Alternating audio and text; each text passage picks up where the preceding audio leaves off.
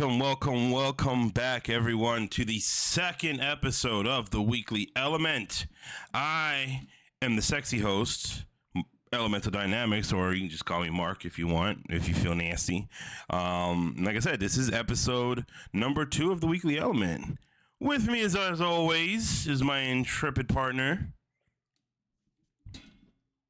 I am Sergeant Pancakes, and you know what I realized this week? We have now recorded twice the amount of episodes as last week, which is kind of nuts to think about. Really is, truly. If you think about it, it's kind of this thing called math, and I think that's what it is. But anyway. Oh yeah, the ancient Babylonians were onto something, let me tell you. I feel that. So unlike last week, where last week was just our kind of introduction to everything and our introduction to like us kind of letting y'all know what kind of craziness comes to our minds when we just have our little conversations, whereas that was it. So now this time around, we're going to do our best to try to be at least a little bit more structured and try to have a little bit more cohesive coherentness, but I'm ADHD as all get out, so I can't make any promises.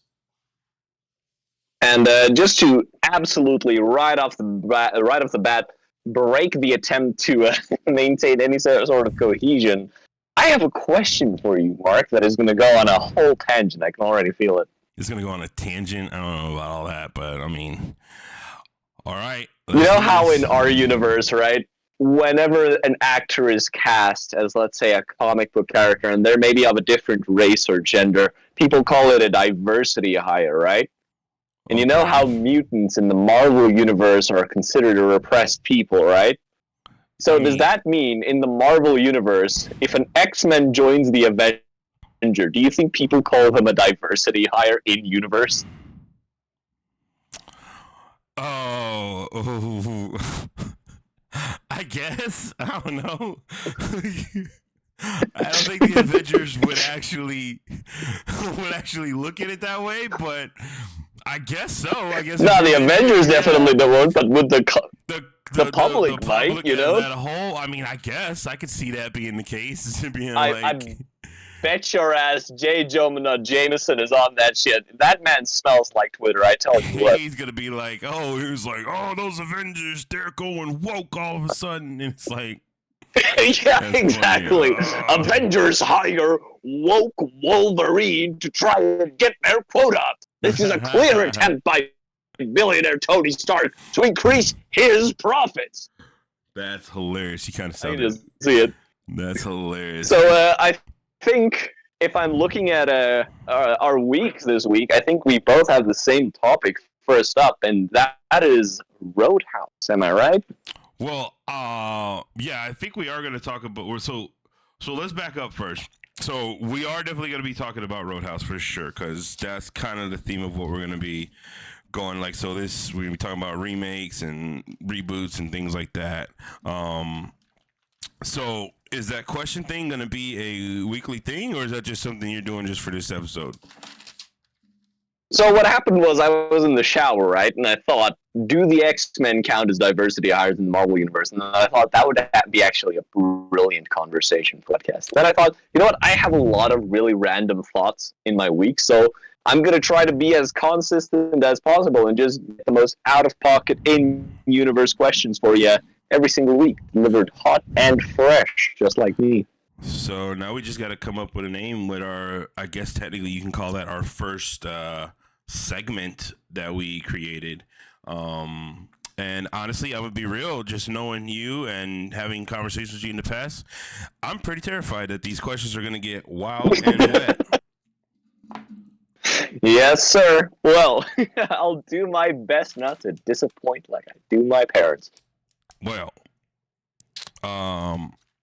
yeah, so I don't know how to answer that because, you know, hey, my parents love me, so I can't relate to you on that one. But anywho, yes, I kind of feel like because our ADHD selves will just end up talking a lot about different things. We should just go ahead and get right into it. I don't see why we should pussyfoot around anymore. Let's just do it. So clearly you want to talk about Roadhouse right away. So yeah, let's talk about Roadhouse. Okay, it made such an impact on my week. Did it really? So what we're gonna do is we're gonna be talking about, like I said, remakes, redos, reboots, things like that. Whether or not they were needed, whether or not it's just we're gonna have a conversation that. But Roadhouse is definitely a one I've been wanting to talk about because I just saw the new one with Jake Gyllenhaal this past weekend. I gotta say, so before we get into our reviews and our all that stuff of like the comparisons and all that stuff, what did you think, just in a nutshell, just kind of no spoilers? What did you think of the Jake Gyllenhaal movie? So let me put it to you this way: I've never seen the original Roadhouse movie until Blasphemy. this week, right? Blasphemy. So this was my introduction to the franchise, you could say, right? And I just want, without any spoilers, you introduced me to Roadhouse last week. You were the one who was like, "Hey, we should watch Roadhouse. We should check that out." And so I've just titled my review here, right? I just titled it, "Thank you, Mark." Just in a nutshell, thank you for introducing me to this movie, because I would not have watched it and I would have missed out. Just spoiler-free review without any other context. That's my thoughts. All right, so that's okay. That's funny. Well, you are quite welcome that I introduced you to a movie that you should have seen. I mean, by this point in your life, you're a grown adult, and the fact that you haven't seen it is I'm a grown-ass man. And honestly, that just makes me want to reconsider even being friends with you. But that being said, I agree with you. Roadhouse is awesome, and It is fantastic. Spoiler-free, I'm gonna be real. The Jake Gyllenhaal Roadhouse was a great time. I feel like it was a great time at the movies. It was good. I liked it.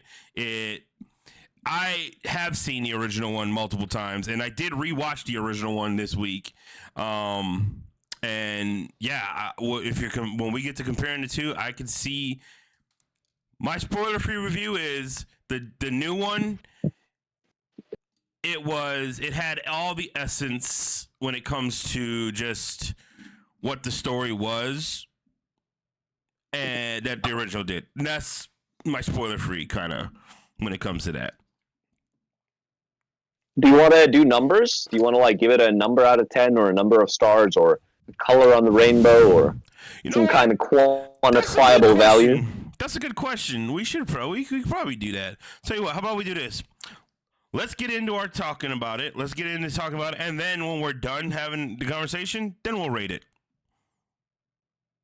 So, yeah, 100%. I'm down with that. Okay, well, since you are the newcomer to the, I guess you could say, well, I guess really it's not a franchise, though, technically. I guess it could be, I don't know. It is now. It is now, technically. But, yeah, so go ahead. You start it off. Let me know what you do. Okay, so you said you watched the old one this past week as well as the new one? I watched the old one this week. However, that very same night, I got an incredibly bad case of food poisoning. Wow, and that is, I was up the whole night. And let me just put it to you this way. I really liked the movie, but forever in my head, it will be associated with the taste of a not-so-good chicken wrap. Okay, well, I know what food poisoning is like. It sucks. And anybody out there listening to this that may be having food poisoning, just coincidentally, you have my prayers, because that is not a fun time at the movies. Because I remember one time, me and my mom and my brother and sister and like her husband, like we all went down to visit my grandparents, and she wasn't able to be at the house because she was at the hospital with my grandfather, but she was like, "Hey, we got this turkey in the fridge that we made the other day. Today you guys can eat it." And we cooked it up and we was housing it, bro. We maxed it. I was eating, everybody, my little niece at the time, and it hit me first. I just remember we were just sitting there. I'm just like, I go to the bathroom, and then it was just a stomach destruction from that point on for the whole family. So that was yeah, food sucks. I got up at 11 p.m. I checked my watch again, my phone for the time, at 3:45 a.m. And then at some point after that, I finally got to sleep. All right. But you ended up watching the movie that night, though, so right? watched the new one first. Okay. Also, you did it in reverse order. In reverse order, and that's why I think, I think. Do you want to do both? Do you want me to review both, just like in a quick one sentence? I want you to review both because you've never seen the first Roadhouse, and now that you said you saw the new one first and then the old one, I kind of want to see what you thought of the old one after seeing the new one, because remember me, I grew up knowing the first one, the original, so the new one was more of a just kind of like, I don't know, fun time at the movies for me. So yeah, I think in one sentence, right? Mm-hmm. Because I really want to talk a lot about the new one, right? I feel like there's a lot of reviews out on Roadhouse as a movie, but I really want to just get this out of the way. I think the original Roadhouse is a much better movie, but I had more fun with the new one. Okay. Interesting. Okay. What is it about the original one that made it better to you? I think just in general, the characters are more consistently characterized. I think also the villain is a lot better in the original. Okay. Especially, I'll get into that with my modern review a bit more. But the let's say main antagonist, the main physical antagonist, I should say, for the main character, is much better in the original movie, and I also like the ending more. Okay. Of the original. I think the original has a much better, more. It really ties into the idea of this guy really integrated himself with this community, and it's the community that looks after him in the end. Whereas in the new one, it's just kind of like, this guy's just really good at beating the shit out of people, right. And then he just keeps doing that until the movie ends. You know? Yeah. And they kind of did the same thing. Like they had the ending. Should we do spoilers yet? I'm trying to really like pussyfoot around it. I'm gonna be real with you. Yeah, I don't care. We're doing spoilers. So if you haven't seen it yet, okay. So I recommend you go see it and then come back and listen to the rest of the episode. Or if you don't care about spoilers, then continue listening. For the last spoiler-free thing, I will say I will do something that was very strange. Yeah, go ahead. The last spoiler-free thing I will say, while the people who don't want spoilers run and turn their phones off, I found it really odd that in the original the character is called James Dalton, and then in the new one they called him Elton John Dalton. Like, why? I was just like. In my head, I was expecting Patrick Swayze to rock up as Elton Dalton, and then he's called James, and I'm just like, it was kind of like, it's not even a big thing. It's not even a big detail. It's just like kind of, because even the love interest, both are called Elizabeth, right? Well, one is called Ellie, and it's like, it just, why keep the name so similar? But then, is this supposed to be the same characters in a different era? Is it not? Why are so many of these people named the same thing? You know? Mm-hmm. You do understand what the concept of a remake is, right? Yeah, I know. I just felt like that was an interesting detail to redo. Okay. So, what else? Is there anything? What else you got for it? We're doing spoilers now. So, in the end of the original Roadhouse, I'm saying like what I'll do. Oh, you're gonna put a spoiler warning? No, I'll put a spoiler warning in the either I'll put it recorded or I have never done this before with any of my videos. This is probably a good video to do it with, but I'm gonna try to how some videos have it broken up into sections. I'm going to try to do that. If I don't get it done, that means I haven't figured it out, but I feel like I just watch a YouTube video, I'll learn how to do it, but I'm going to try to break it up. So from this point on till I'll mark off the parts that are spoilers for things. Sick. So yeah, go ahead. Spoiler away. So in the end of the new Roadhouse, right? He stabs Conor McGregor until what we think is death. And then the cop arrives and he's like, "You saved my daughter. Now go on, get," right? Whereas in the original, that was crazy. It's kind of band together and shoot the guy who was gonna shoot Dalton. So I was like, okay, that's kind of like the community comes together and like pay his good deed back, help him with his murder. Right. Whereas in the new one, it's just kind of like this sheriff who's kind of who's really, his introduction is so strong, and then his accent just devolves into being really awkward to listen to, and it's like he goes so quickly from "I am the kingpin" to "Okay, you saved my daughter exactly once, so now I guess I'm life indebted to you, Mr. Jake Gyllenhaal." Like, I'm gonna be real with you. That's something I peeped to. I was like, wait a minute, how is it that okay? So this entire movie, this guy was like the big bad copy guy, and then like it's just like that. It was like what? Because I do remember in the first It's one, like, well, for this one single time, the criminals have threatened my daughter. Like, brother, has that never happened before? I mean, Like, they make a big point about how his daughter dated the only good cop in the city, and then you're telling me this good cop never got into trouble with the gang. For real. It was a little bit, it was a stretch, in my opinion, that aspect of it. Okay. So, also, can we talk about how both Roadhouse movies exist in the Karate Kid universe? They do? They operate on Karate Kid physics. No, not really, but it's like, you know how in Karate Kid, any problem can be solved with karate? Yes. Right? Like the laws of physics bend around the concept of karate. It's the same thing in Roadhouse, except with egregious bouncer violence. The original one you're talking about, right? Both. Okay. Dude, the amount of times Jake Gyllenhaal's character gets stabbed in this movie. I'm just gonna alternate between Gyllenhaal and Gyllenhaal so that both camps are pissed at me for how I say it. Okay. Do your thing. How do you pronounce the surname? I have no idea, bro. Gyllenhaal? I don't know. That's what It's I've heard. Hillen Hulahay. Yeah. If anyone understands that reference. Quentin Beck.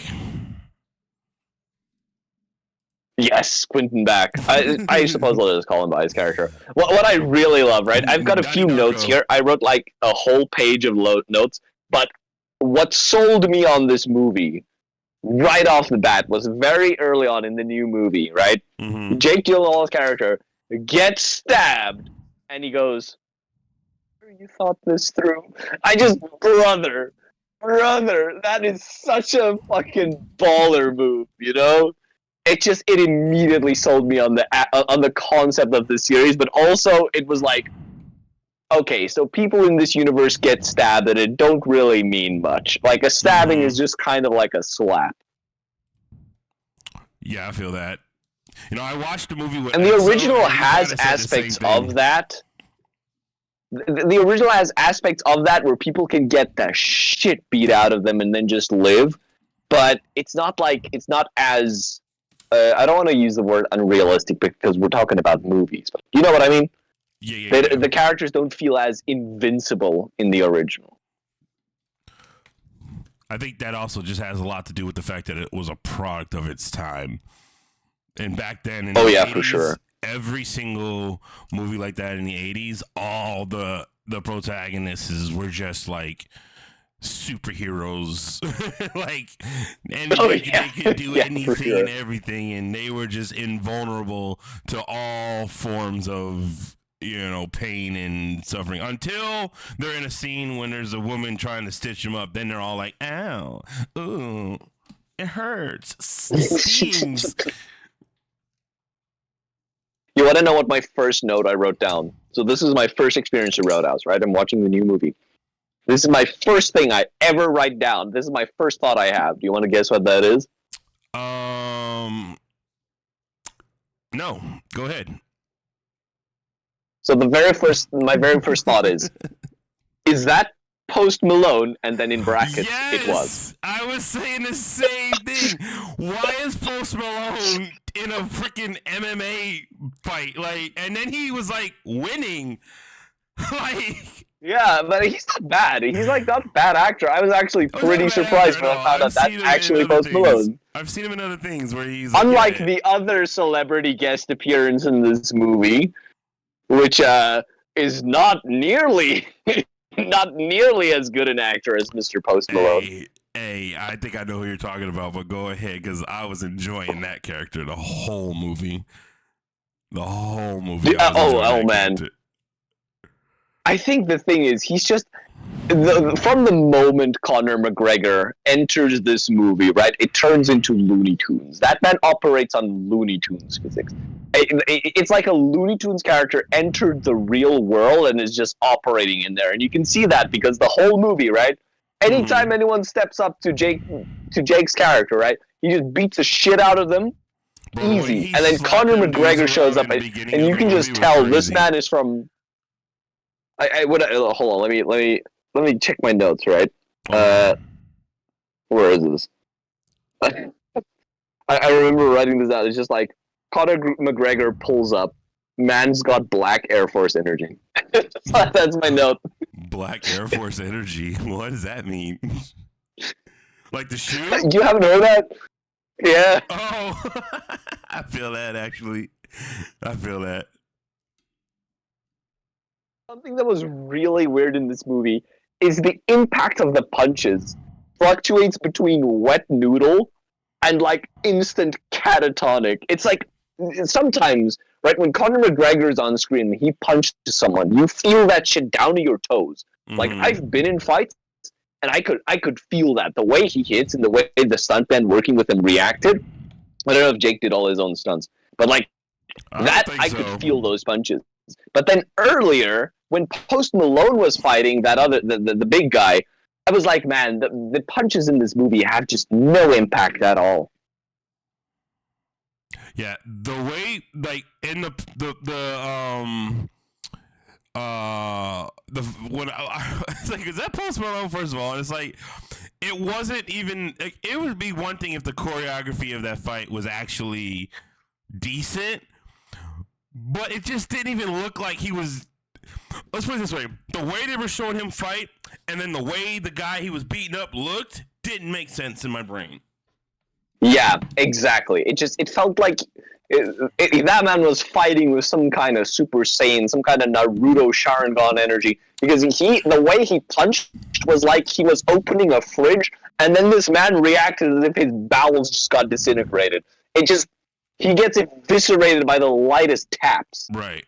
Here. I will say this though. Let me go back a minute. So I had to clarify something. So the fact that it was Post Malone fight, I'm not saying that like someone that looks like Post Malone or body type Post Malone couldn't be in an octagon or be in a MMA fight like that.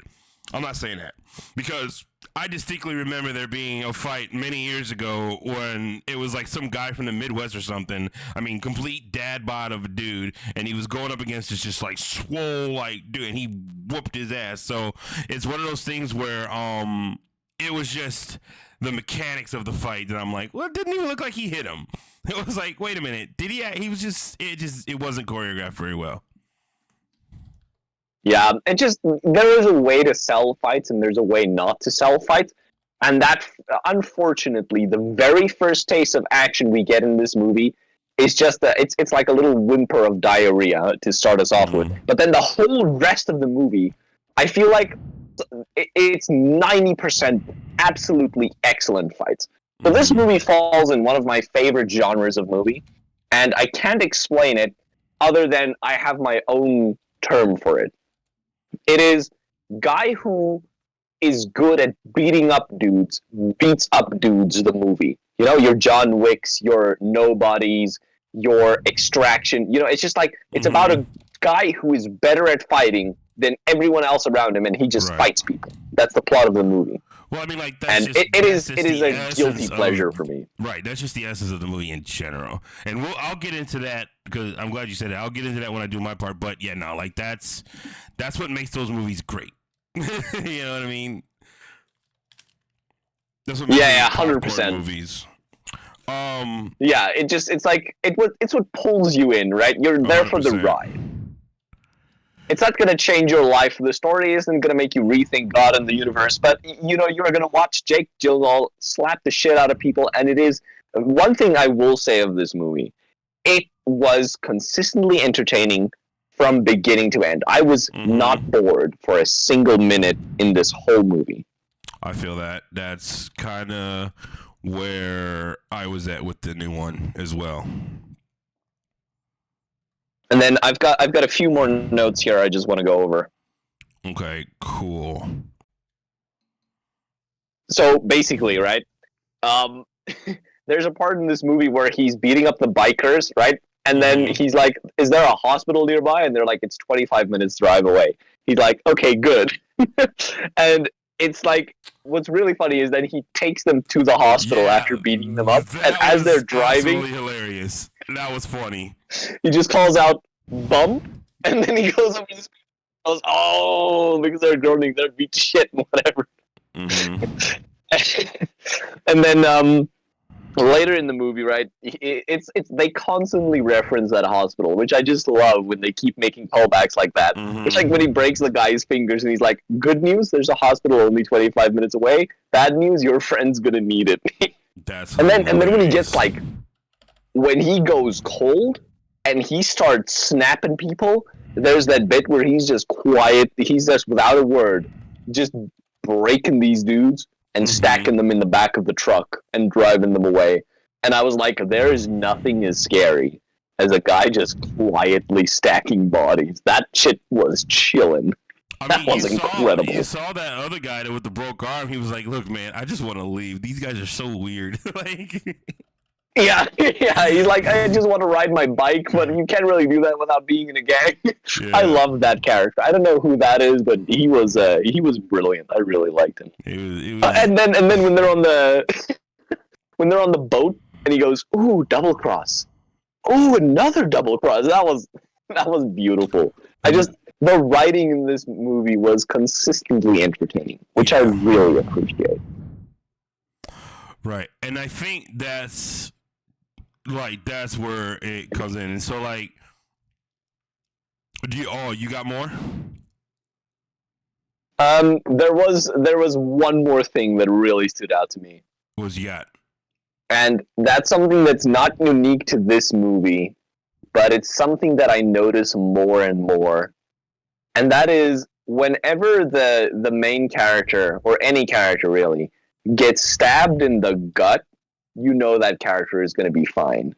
Like that's like the losing a hand in Star Wars of the modern era. Because getting stabbed in the stomach just doesn't do shit in movies. Like the stomach is just this black hole of no vital organs. Yeah. Whenever a main character or any character in the fight gets stabbed in the gut, you know they're just going to continue as if nothing's there. It does not matter. It has no effect.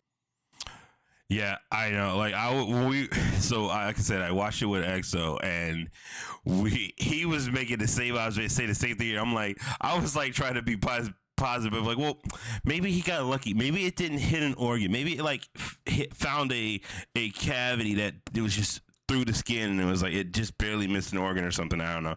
I was like, yeah. And he also had all the muscle, and he was tight, but yeah. But there's just trying to make it make sense in my head. That's all. There's also another thing this movie does that's already a cliche, which is there's a part where Conor McGregor and Jake Gyllenhaal, they're wrestling on the ground, and Conor McGregor is going to stab him in the face with this chunk of wood, right? And at that point, I checked out of the fight because I'm like, that never works. I have not seen a movie where the main character is on the ground and he gets stabbed in the face with the pointy thing. What's going to happen is the pointy thing is going to stab away from him, or in some other way he's going to get out of the situation. It just never works in movies. Mm-hmm. It's a cop-out. It's supposed to make the scene feel more tense, but all it ends up doing is just taking me out of the experience because I know where this is going. I know he's not really going to get stabbed in the face. It never happens that way. Right, but it's not a matter of... And that's where I think you've seen everything in movies. It's happened. I mean, it's very, very hard to surprise people when it comes to movies these days, I think. TV shows that's why it becomes the intensity of the scene. It's like the build up. Even though you know what's going to happen, the build up is what gets you like, oh my God, it's tight. However, some movie directors and people, some storytellers, they know how to just be like, you thought, and then actually the dude does get stabbed in the eye. Then you're like, wait a minute. That's the main character. What happened? I would have loved that. Honestly, I am waiting for the day where the main character actually does get stabbed in the face while wrestling on the ground with the villain on top of them and the pointy thing in the villain's hand. And then they do the thing, they put the arm and they pushing it up, and the villain is like pushing with two hands, but the hero can only use one hand, and it's like I'm waiting for it to happen. I'm not holding my breath, but it'll be great. Right. And then the last note I have for this movie is just, why does everything nowadays have a post-credit scene? Honestly, I'm gonna be real with you. I was just thinking about that myself, but I think that post-credit scenes are just a fun little thing for like people who enjoy movies, people who enjoy film and things like that. That's what I think the purpose of a post-credit scene is. I think Marvel definitely made the post-credit scene thing a trend or whatever. For sure. But movies have been doing post-credit stuff for a while. I mean, like, the most famous one that I can think of from the past is like Ferris Bueller's Day Off. Like, that was a post-credit, and it's just there's multiple movies throughout the history of movies and stuff where like, you stay to the end of the credits. There's it, because I feel like that is like a filmmaker's gift to us as people who genuinely like films and genuinely enjoy the filmmaking process. Also, like, some people like to watch the credits. Some people want to just sit and see everything, enjoy the music that's playing during the credits. So a lot of people do that. And some people just enjoy movies so much they'll just sit there and wait just because they think there's a end credit. So I think that's why it's done. That's just a little bonus thing I think they for like true moviegoers. You know what I mean? Because not everybody has the patience to do that. The post-credit scene in Roadhouse 2024 made me think, oh, okay, so I'm just waiting for Roadhouse 2, where Conor McGregor and Jake Gyllenhaal team up. Like, it's going to be the Rocky 2 of, or the Creed 2, rather, of remakes. I feel that. I'm gonna be real with you though. And speaking of which, yeah, Jake Gyllenhaal and Conor McGregor, I don't know if you've seen any of the interviews they did for this movie. I did not. They seem like they're just such big geeks of each other. Like, Conor McGregor is just such a fan of Jake Gyllenhaal, and Jake Gyllenhaal is just such a fan of Conor McGregor. It's adorable. That's nice. Whenever I see, like, when I do watch like the interviews that they do for like promoting the movie and everything like that, like actors, I enjoy seeing it when the actors are genuinely just being straight goofballs with each other, and it's like, okay, that means the movie's gonna have some kind of good to it, because if the actors are that close or whatever to each other, the chemistry in the movie is gonna be great.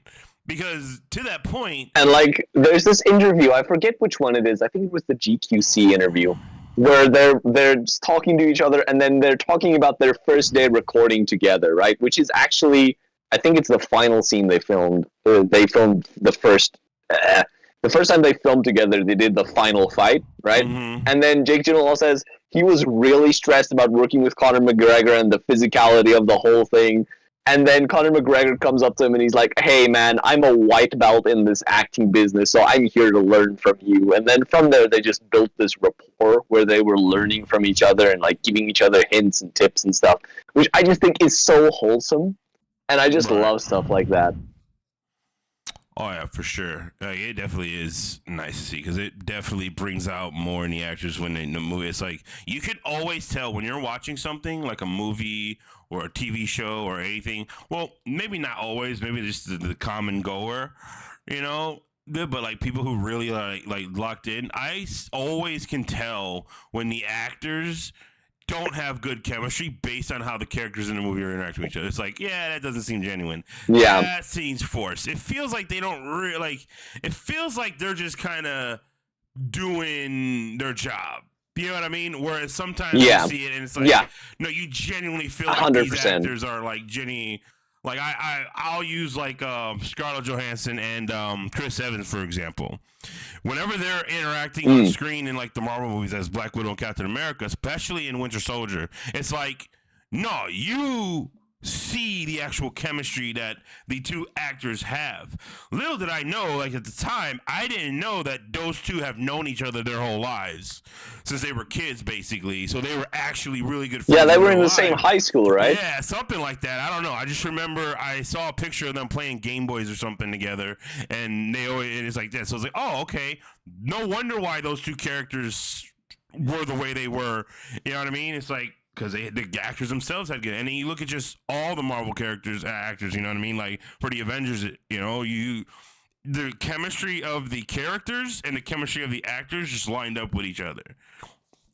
But yeah, The example I Conor always go McGregor to and is Jake Andrew Gyllenhaal. Garfield and Emma Stone in the Yes, Amazing Spider-Man 100%, movies. You can just 100%. tell they were just they just loved filming together. Oh, you could tell that in the movie as well. Like of anything, just the way they interact with each other as characters, like Peter and Gwen. It's like if they weren't together, it would have been so shocking. You know what I mean? Yeah. But yeah, Conor McGregor and Jake Gyllenhaal, I did think they had a pretty good chemistry in the movie. Now I understand why. It's so funny. I think Conor McGregor didn't need to act at all, and he would have been perfect for that character. But the way he played it was just so surreal. Mm-hmm. And like I bet that character is just permanently coked up on drugs of an unholy caliber, you know. Right. But he just didn't feel like he fit in the universe of the movie. You know, it was literally like they pulled him from a different universe, like some action cartoon from the 90s. Okay, and he just like operated in there. Yes. Okay, I'm glad you said that. So I'm gonna tell you. You pretty much hit the nail on the head with everything when it came to what you said about the movie. So there's not really much else I can say. So, but for me, to that point, the original. So here's what the original one with Patrick Swayze. It's more of a like. I just rewatched it this week. Like I said, honestly, it doesn't hold up. It's like I'm watching it, just being like super cringe the whole time. I'm like, oh my gosh, I remember this being so much better. You know what I mean? But I mean, it's very much it's one of those an action movie of the time. It's exactly. an 80s action movie. Exactly. And it just where you got to get you your know what? mind If around Conor it. McGregor was in the original Roadhouse, I would have bought it. His character feels like he's pulled from the original Roadhouse movie. You get what I mean? Yeah, I get what you mean. Like the goofiness of that character would have fit in right there. Okay. Yeah, see, that's what I'm saying. So the goofiness of the Conor McGregor character, I can't remember what his name was in the movie, but regardless of that.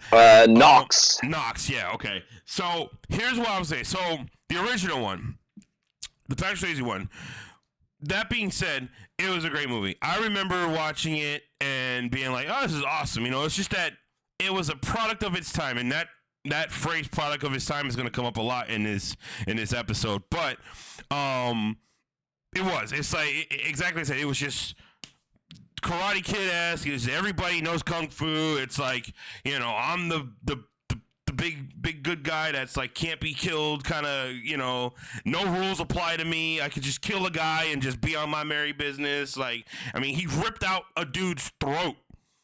And it was just like, oh, yeah. You know what I mean? It's like, how you just gonna rip out a guy's throat and then it says, but the next day he's just, you know, whatever.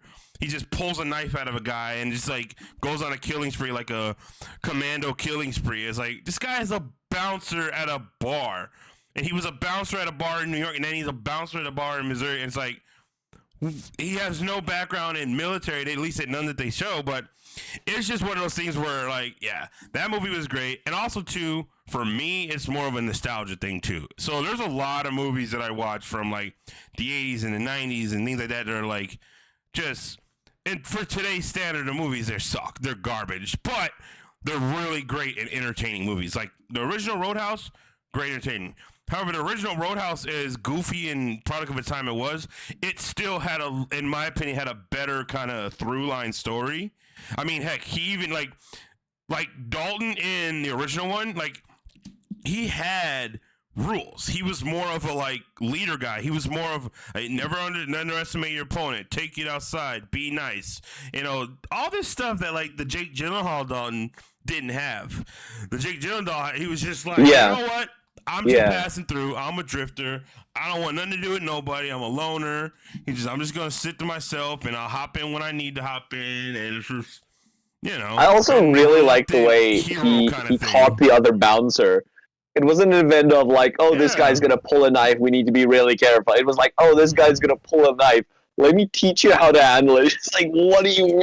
What kind of logic are you operating under where that's a teachable moment, you know? right. Like, who thinks like that? I think the original Roadhouse was kind of like, what if Superman was a bouncer? You feel me? It 100%. feels very much like, what 100%. if Clark from Smallville moved to New York, became a bouncer, and then moved to Missouri and became a 100%. bouncer again? 100%. And so that being said, when it comes to that movie, this one, the remake, here's where we're like getting into the topic of the episode of like remakes and whether or not like I feel like this Roadhouse is one of those movies that, yeah, I feel like you can remake it and it's no big deal. Like, it's one of those scenes where when you do it, just don't try to be like the original. Don't try to be the one. It's just, we're in a new time, 2024. We're in a new century. It makes sense that they redid a movie like that because it's one of those things that it was good back in the day, and the original one fit the original one, fit the original time it came out, a product of its time, as we said, and so is this one. I feel like this one is now going to be Yeah, a product of its time eventually. It just made sense with what's going on in our world now. It fit it, so it had that essence of the original Roadhouse, but it had an element of the time that we live in right now, which is what I think was a good part of the movie that I liked. Also, too, it was a very, very entertaining movie. From start to finish, I was locked in. it felt It so was. short. It It really felt did. so short. It did, but it was like a good short. It felt like it was just Absolutely. long enough. It was just long enough. It was like riding a roller coaster. It's Exactly. not super long. It's super entertaining from start to finish, and once you get off, you kind of feel like you want to get on again, but you know it's not going to be as Exactly. good the second Like, time. I foresee this new Roadhouse being a movie that I definitely will put on in the background, or if it's on, I'll see it, or I will definitely for sure sometime in the future be watching it again. I watch movies a lot. I will watch the same movie multiple times over the course of a year or a couple years or like. There's movies that I've seen a bunch of times. There's some people that they watch a movie once, that's it for them, or once or twice at most, or if it's on TV. But this is a movie where it was entertaining. It really didn't take itself seriously. It knew what it was, hence the Conor McGregor character being just the most animated cartoon supervillain ever. Everybody, all of them. It was just like, this is a cartoon we're watching in live action.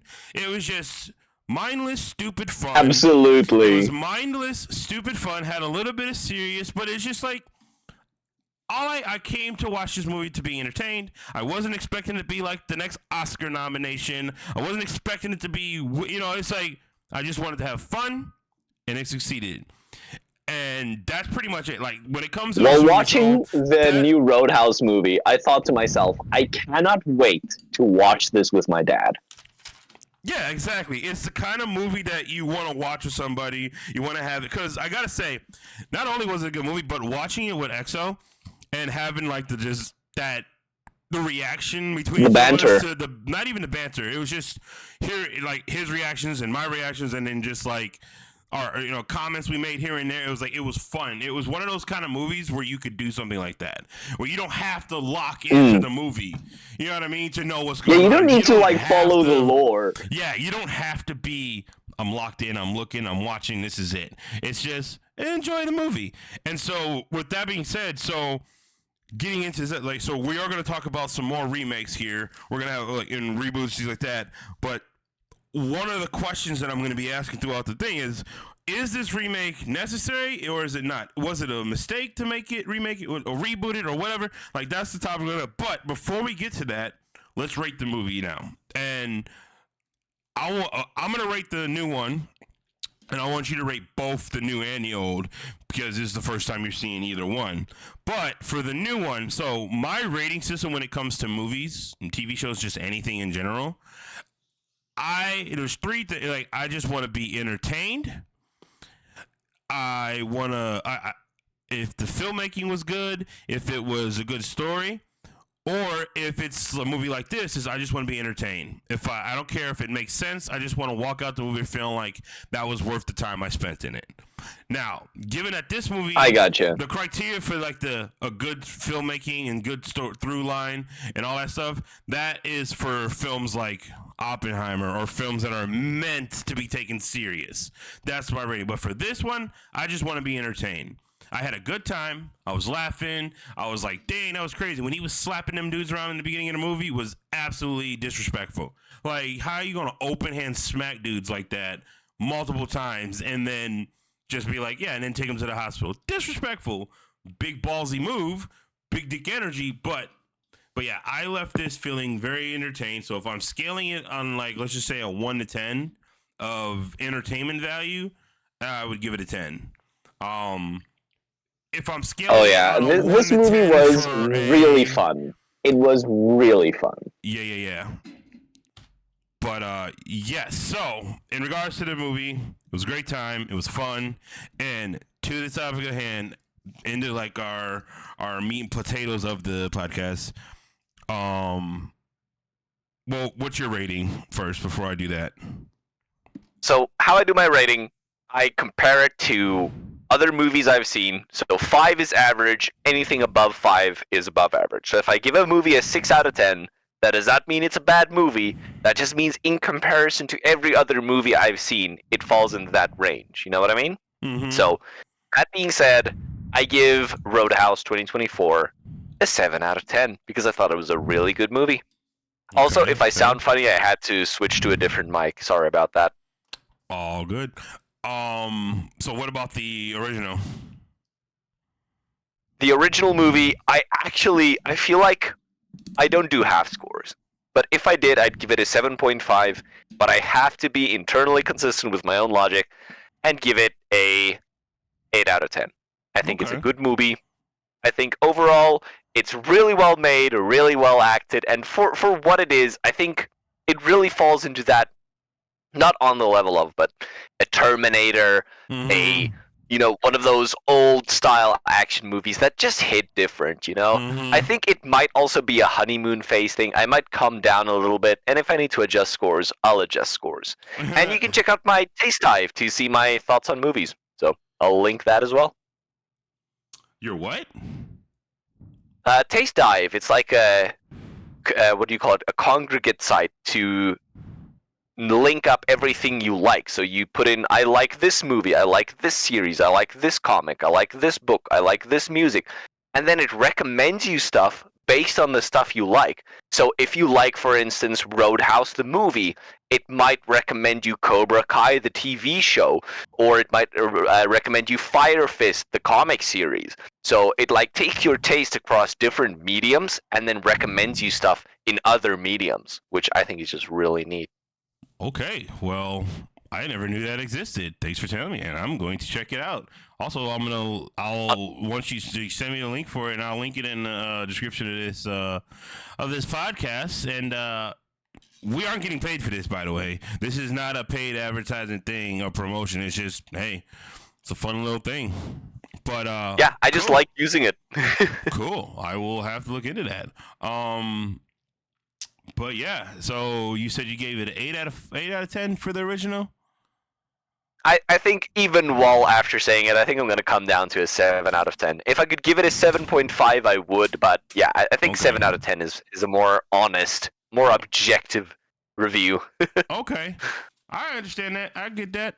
I was just having a thought though. I think moving forward, we need to come up with like a weekly element rating system, and we'll figure that out. But I think we got to come up with one. I think we got to set. Yeah, I think that's a brilliant idea. So but now that that's out the way, so. As a remake, and we're going to just touch on the topic of remakes in general right now.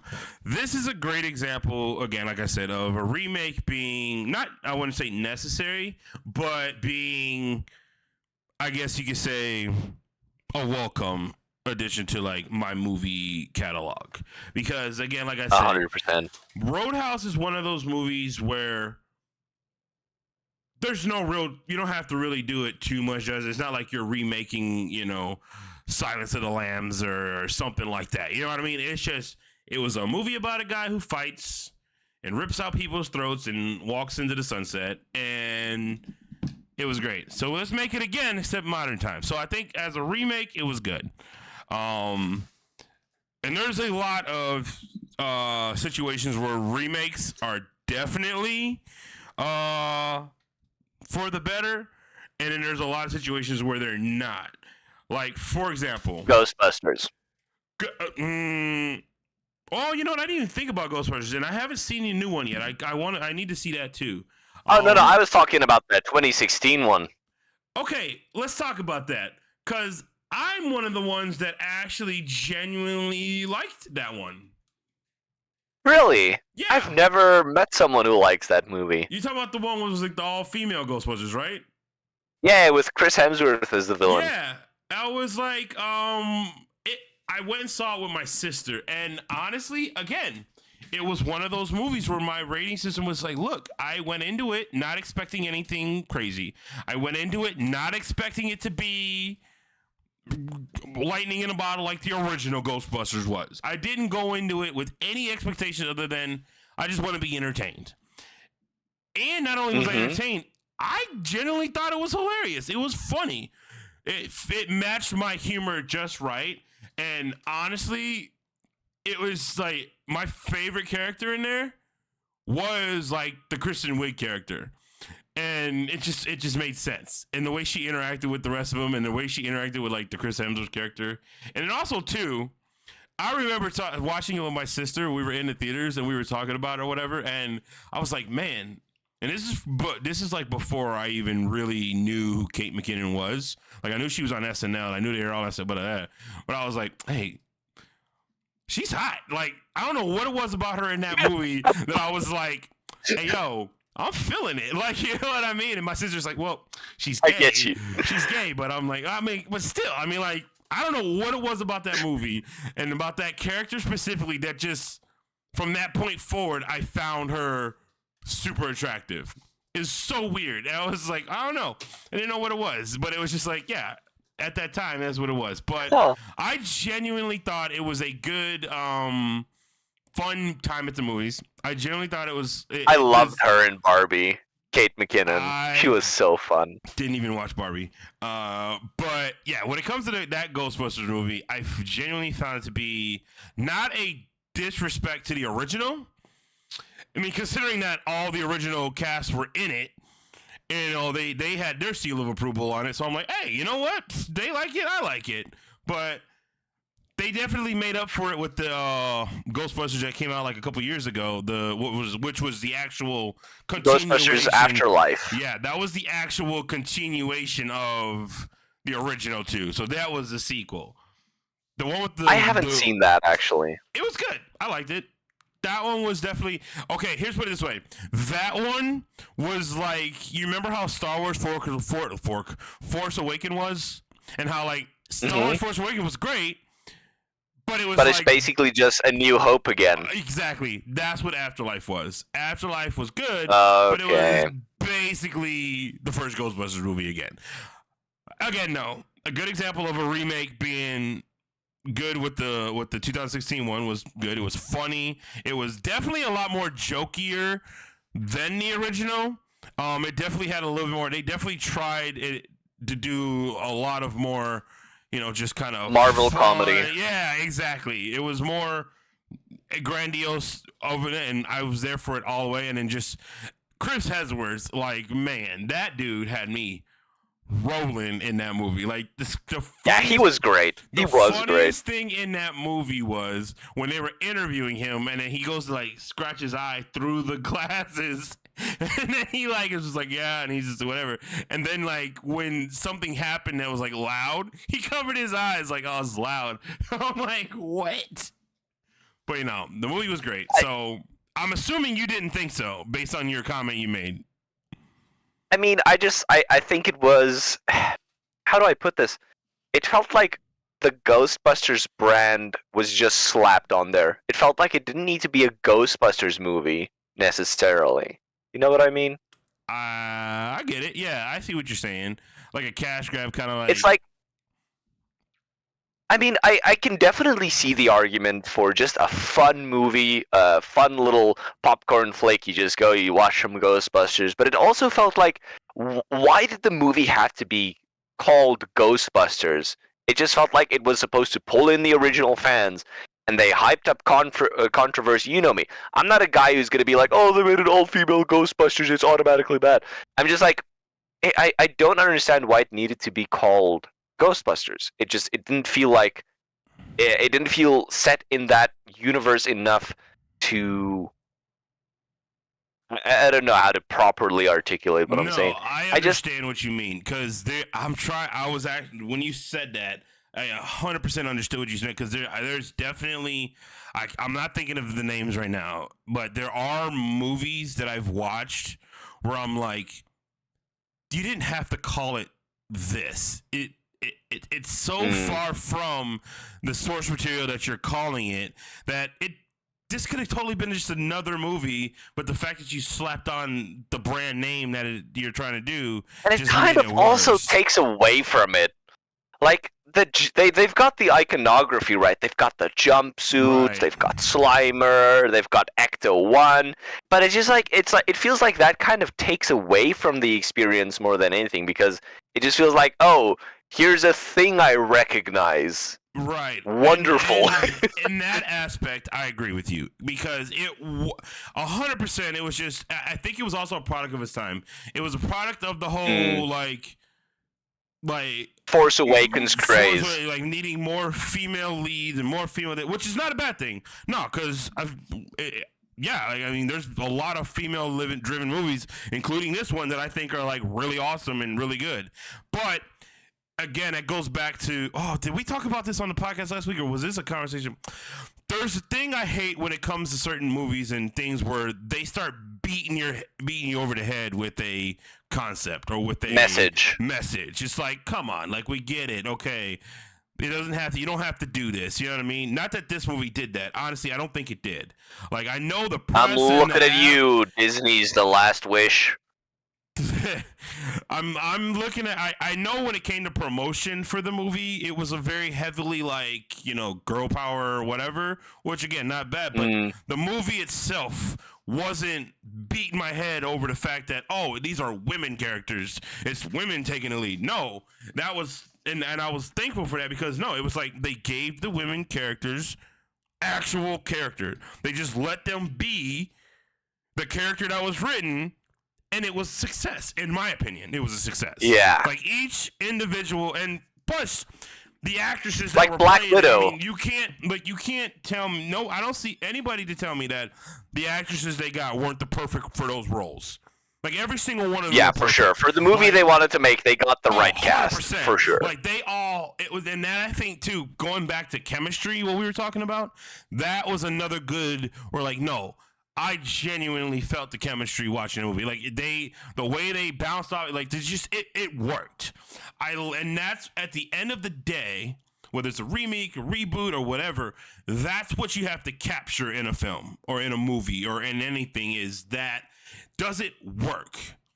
Is it coherent? Yeah. I mean, it was quick. It was fun. It was like I went to the movie theater to watch a movie about ghosts, and it just happens to be Ghostbusters. But hey. Let's see what we got. Having an open mind. And then, of course, you were the people that were just like, why is it got to be it? I'm not watching it because it's this and da-da-da-da. Whatever. Screw you guys. You're dumb. Just go sit in the closet and eat glue. I don't care about you. But go sit in the closet. Yeah, like for real. It's just enjoy it what it is. Now, was it, again, so it wasn't winning. I have to ask you. Yeah. Is there when someone asks you about like what is your favorite sequel of a movie that came out years after the original, is there anything in particular that jumps out and you're like, this is what I want to see when people make a sequel years after the fact? Is there like one specific one that you feel works really well? I'm thinking. It doesn't have to necessarily be a movie. It could be a series. It could be a comic. I know what you're saying, and I know what you're talking about.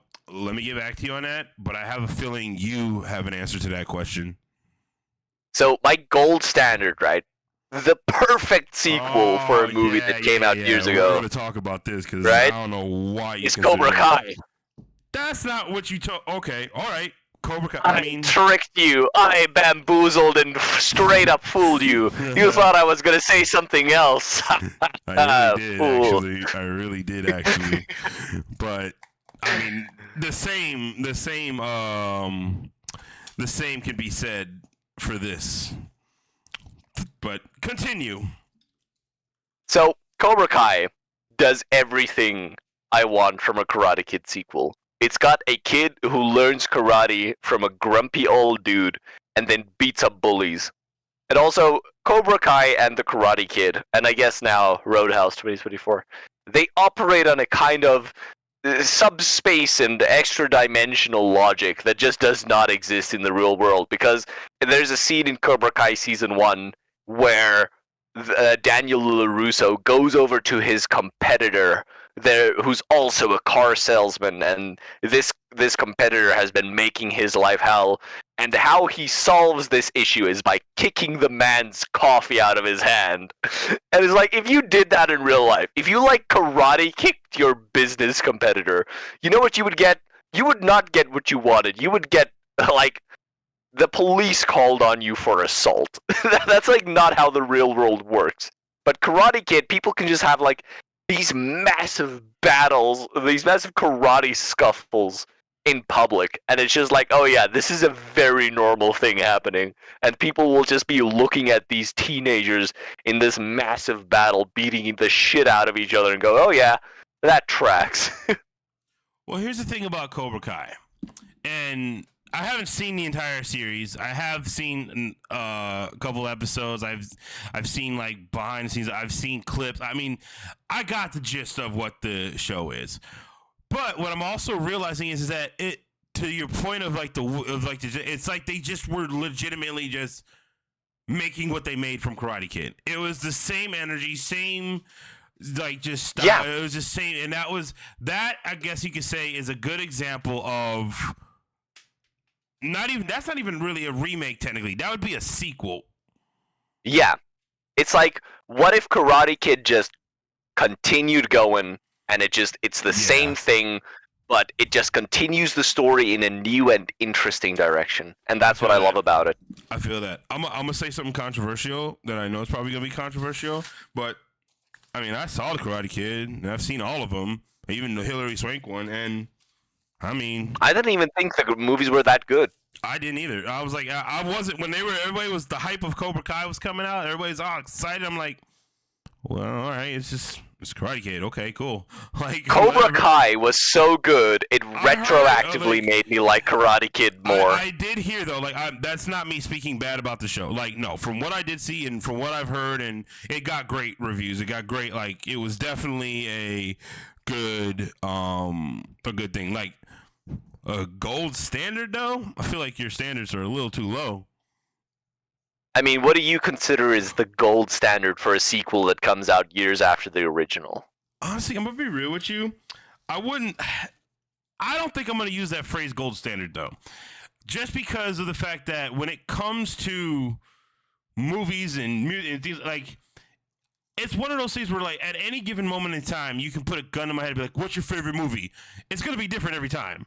And yeah, for sure. I wouldn't say a gold standard of what a sequel should be is anything specific. I know what I like. Like for example, I like what they did with the 21 Jump Street movie. Like that was a direct sequel from the show, and it's like they took the absurdness of the show, where the show was trying to be super serious, where the movie was like, look, I realized this was a pretty stupid, goofy concept back then. Let's just go ahead and make it a comedy, which it probably should have been in the first place. But it was like that was a good version of like, hey, you brought something back. It was like a sequel, reboot, remake, all in it was a remake. It's a remake, yeah, or like a reboot. Well, I don't know. We'll come up with our phrases later. It's a soft reboot. It's a soft reboot. You kind of reboot the tone, but keep some elements. They definitely they kept elements of it. They legitimately confirm in the movie that it is the exact same like universe and program and everything. I mean, it had Johnny Depp and the other guy in the movie as undercover cops, and they reference the fact that we're redoing this old '80s program from the TV show and all that stuff. So it's like, that's a good sequel. That come years after. I mean, I haven't seen the show, so I can't really comment on that. And honestly, I really haven't 21 either. I Jump just know Street enough from and it to know, like, the it's Ghostbusters good. 2016, they kind of fall into the category of humor that's not completely my taste in Right. humor. It's a bit more crass, but I can 100%. I understand and respect the appeal. Let me put it that way. I can. Okay, you know what? And again, but see, a lot of the ones I'm thinking of are adaptations of TV shows. So I guess those are more adaptations than remakes or anything. Because where TV shows are long form, then adaptations of, like, in the movies are just. So I guess that really wouldn't count. Because I was also thinking A-Team. Like, Oh, I interesting. remember watching episodes of the original show. Like, I mean, I know of the show. I've seen it. Mr. T. I was like, I'm not lost. But a lot of people didn't like the movie that came out. A lot of people hated that movie, to be honest. But again, I was like, this movie was awesome. It was just. Yeah, I thought it was good. It was nonstop, just like, dude, it was just like a good time at the movies again. But I'm trying to think of what would be a good example of, like, a remake years later, and honestly, or like a sequel years later, and I can't really think of anything off the top of my head. I'm gonna be real with you. I do. The other one that comes to mind for me is, and this is the one you were expecting me to say, is Blade Runner 2049. Yeah. The fact that I you think, said that's a okay, gold standard I'm about of a to be sequel. real controversial. The fact I'm that about you to be say that's even a more good- controversial. No, man, that's crazy. That's a gold standard sequel to you. What? Have you even watched the original?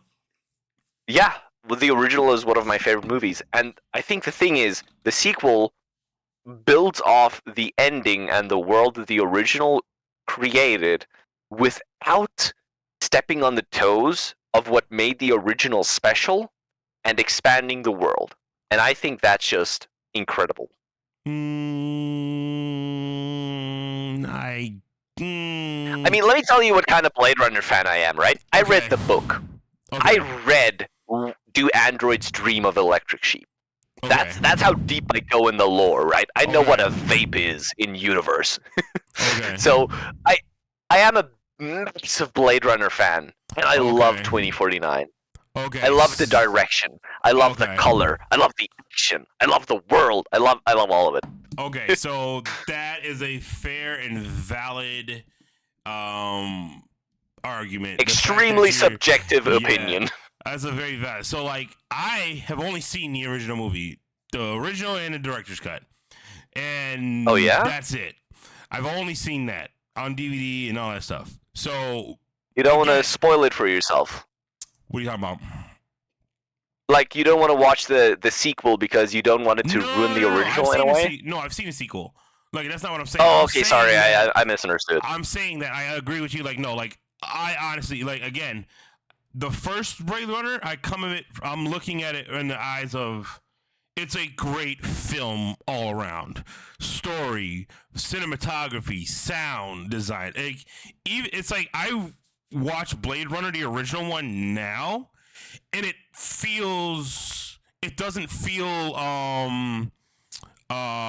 doesn't feel old. Does that make sense? Like, Yeah, it's definitely dated. I know Don't get me exactly wrong. what you mean. It's definitely dated, but I can watch it now and still feel like, oh, okay, this holds up. Another good movie that, off topic real quick, is Armageddon. It's another one. I don't care when I watch that, how many times I watch it. Every time I watch it, it's a great movie. No matter where I'm at. It's like, it's so scientifically inaccurate. It's the most outrageous just concept, but it's just so good. But back to Blade Runner, the original movie for me, like I said, I took a filmmaking class in college, and I had ambitions of being a filmmaker. I even made a short film and all that stuff, which is on the YouTube channel, and I still have ambitions of, like, making short films and things like that. But I've always looked at movies and things like that, especially like that, where it's like, you gotta have a story of the vision, like the director and then the cinematography, the music, just, it all has to just, it's just a great time. You know what I mean? I'm not Blade Runner. The first Blade Runner wasn't like a balls to the wall action, just fun. You know, everything's blown. It was a like, very slow movie. It was a, It was a movie, very thoughtful, introspective movie. But it it's was a incredible. great movie. The dialogue was amazing. The comment. It was just everything about it is great. It is gold standard of just filmmaking in general. 100%. I could not agree more. The original Blade Runner up there with like Apocalypse Now, or like Citizen Kane, like movies of their times that just were just. I like Blade Runner more than either of those. To be fair with you. Well, don't be blasphemous now. I mean, Citizen Oh, Kane. I am a heretic. Citizen Kane and Apocalypse Now are arguably like some of the best movies. I mean, just again for the reasons that filmmaking and just storytelling, it's just in general. It's just these movies are top tier. However, moving into Blade 2049 or whatever, for me, since not reading the book, only knowing the first movie into the second movie, I felt that it did kind of shit or crap on the original's way of doing things a little bit. Like, I went into this I made the mistake of having an expectation of it being something that I kind of figured it wasn't gonna be. But again, not that it was a bad movie, because I genuinely had fun with the movie. It felt like it was one of those examples of like they didn't even have to call it Blade Runner. You know what I mean? It would have been. I disagree. That's just my opinion on it. Like, I get it, the world and the lore and everything is still there, but realistically, if you just tweak some of the wording and tweak some of the, it would have been it could have easily been just another thing. I don't agree at all. The whole story is about Deckard and his child and what that means and what that implies for the technology of this universe. Without that background, if you change the words and stuff, people wouldn't. You'd need to establish so much more through exposition to understand the weight of what is going on in 2049 for it to make sense. Mm-hmm. So and I can get that. Why I say Cobra Kai is the gold standard of a sequel, and Blade Runner 2049 by extension as well, is something that translates the soul of the original without losing any of what made it special. So in one sentence, what is the central thesis of Blade Runner? You mean like both movies or just the original? The original. What's the soul of Blade Runner? Exactly that. Like that. Like the replicants have souls. Like, are they human or are they not? Yeah, exactly. Yeah. What does it mean to be human? Right. Right. And then Blade Runner 2049 in the rain was takes that concept, right, and it pulls at it, and it goes, okay, what does it mean to think you're human and then realize you're not, right? Ryan Gosling's arc through that movie, I was just about to say, beginning to, like, the way I see it is, it's the perfect translation, and because I hate sequels where it just movie. Exactly. I hate sequels where movies go they're too afraid to change anything. And an excellent example of this is The Rise of Skywalker. They were too scared to change things for the Star Wars status quo, so they just brought Palpatine back and just fixed it they just duct taped the plot, right? Right. Blade Runner 2049 isn't afraid to do that, but it still respects the ending because it doesn't go, oh, Deckard was a replicant the whole time, or Deckard was a human the whole time. It goes, okay, it's still very ambiguous. Whether he was or wasn't, the point of 2049 is, can a replicant have children? Because Rachel was a replicant 100%, and she 100% had a child. And if replicants can replicate and make a being that is alive and has a quote-unquote a soul, that is a really, really thought-provoking idea. And that gives us the introspection of what does it mean for a machine to reproduce, and what does that imply for humanity and life as we understand it. So that's why I say that's the gold standard of a sequel coming out years later because it understands what made Blade Runner so effective as a story. And I can understand. Hearing you say that, like, okay, yeah, no, you make valid points. And to be honest with you, I think my mistake going into that movie, because I've only seen it once, which I should probably go watch it again with the outlook that you just gave me. Because again, I went into it like I made the mistake of going into it with an expectation, and that's one rule I always, whenever I go into any movie, I always get rid of my expectations of what I want it to be. Because I know I'm always going to be disappointed. And I didn't do that with this movie. And I went into it expecting it to be just as memorable and as good as the first one. However, that being said, I didn't hate the movie. I just didn't feel attachment of it wasn't what you wanted it to be. Yeah. So now, don't get me wrong, Ryan Gosling brilliantly played the role. Everybody who was in it played their role brilliantly. Well, except for the Jared Leto role. Good actor, but I think he was fine. I thought he did what he had to. He didn't really add or subtract anything, in my opinion. You know what I mean? Honestly, I forget he's in the movie. Exactly. Like, he didn't really add anything. He was but it was like he was, like, he's prominent, and it's just, I don't know. The movie felt. I also really love the ending. Okay, now that I'm remembering it, here's what really, really turned me off from it.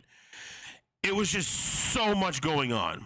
There were so many storylines. There was so much happening. It was like the Decker thing. It was the son thing. It was the replica of it. It was the hologram chick trying to be with the dude. It was just like, what is actually happening in this movie? That's what I didn't like about it. I remember now. It's kind of like the Alien to Prometheus translation. Like, right, exactly. It's just there's. It was like, what am I watching right now? Like, okay, like what? It was so hard for me to keep track of a lot of it because it was like 1 minute we're here and talking about this, next minute we're talking about this, next minute we're here in this story. It's like, wait.